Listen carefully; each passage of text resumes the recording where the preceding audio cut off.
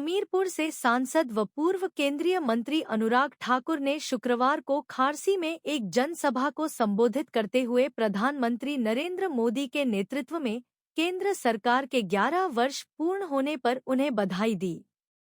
उन्होंने इस अवसर पर केंद्र सरकार द्वारा हिमाचल प्रदेश को दी गई आपदा राहत राशि के विषय में भी प्रदेश सरकार से पारदर्शिता की मांग की। मैं इतना ही कहूँगा, जब जब दुनिया में कहीं पर भी भारत के लोगों पर कोई संकट आया तो संकट से बचाने के लिए नरेंद्र मोदी जी की सरकार सबसे पहले आ गया है। आप याद करो, यूक्रेन से 27,000 विद्यार्थियों को हम वापस बचा कर लाए। नेपाल में भूकंप आया तो वहाँ पे हमने मदद सबसे पहले दी। जब दुनिया भर में कोविड के कारण लाखों लोगों की मृत्यु हो रही थी, उस समय भारत के करोड़ों लोगों को वापस लाने का काम भारत की सरकार ने किया और यहाँ के लोगों को मुफ्त में वैक्सीन लगाने का काम किया। और अब ऑपरेशन सिंधु चलाकर ईरान में जो भारत मूल के विद्यार्थी फंसे थे उनको वापस लाने का कार्य भी किया है। देखिए, एक स्टैंड कांग्रेस ने लिया है कि एक देश एक चुनाव नहीं होना चाहिए, लेकिन जब उनसे सवाल पूछो तो उनके पास कोई जवाब नहीं। क्योंकि आप पहाड़ी राज्य का उदाहरण लीजिए, यहाँ वोट मांगना भी उतना मुश्किल है, वोट डालना भी उतना ही मुश्किल है। कई घंटों तक पैदल चलना पड़ता है प्रतिदिन, तब जाकर भी आप हर घर तक दस्तक नहीं दे पाते हैं। और जो दूसरा 85% के लगभग पुलिस वाले थानों में ड्यूटी करने की बजाय इलेक्शन ड्यूटी पे लगे होते हैं, तो उस समय कितने कब्जे हुए, कितनी मारपीट हुई, कितनी छीना झपटी हुई, उस पर कोई न्याय नहीं मिल पाता। जो हमारे शिक्षक हैं वो बच्चों को स्कूलों में शिक्षा देने की बजाय वो इलेक्शन ड्यूटी पे लगे होते हैं। प्रदेश में निवेश करने वालों को लंबा इंतज़ार करना पड़ता है।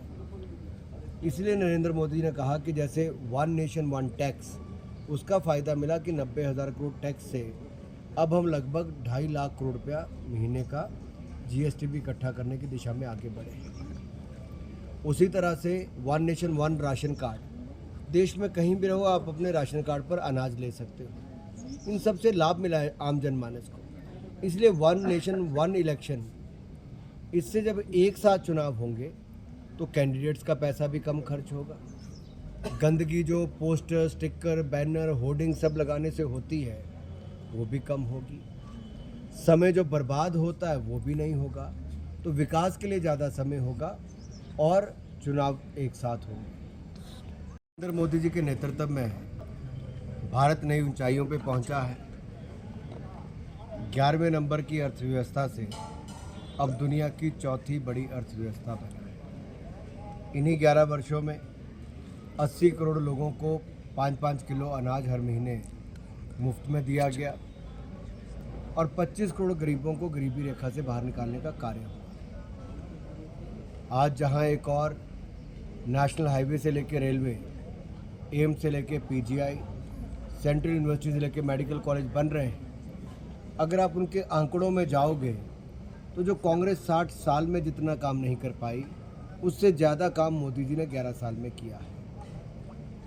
लेकिन साथ ही साथ मोदी जी ने एक संकल्प दिलाया है कि 2047 में भारत को विकसित राष्ट्र बनाएंगे और इस संकल्प से सिद्धि की यात्रा हर भारतीय को अपना योगदान देकर पूरी करनी है। और आज इस सभा में भी हमने संकल्प लिया कि हिमाचल प्रदेश भी पीछे नहीं रहेगा। हिमाचल प्रदेश अपना योगदान करेगा और हिमाचल के लोगों ने तो देश की सीमाओं से लेकर यहाँ की सीमेंट कंपनीज हो या देश के अंदर कोई भी टूरिज़्म से लेकर अन्य क्षेत्र के जो बड़े बड़े कार्य हैं वो भी करके दिखाए हैं। मैं इतना ही कहूँगा, नरेंद्र मोदी जी के नेतृत्व में भारत सुरक्षित भी है और अब स्वच्छ, सुंदर और सशक्त बनने की दिशा में भी आगे बढ़ रहा है।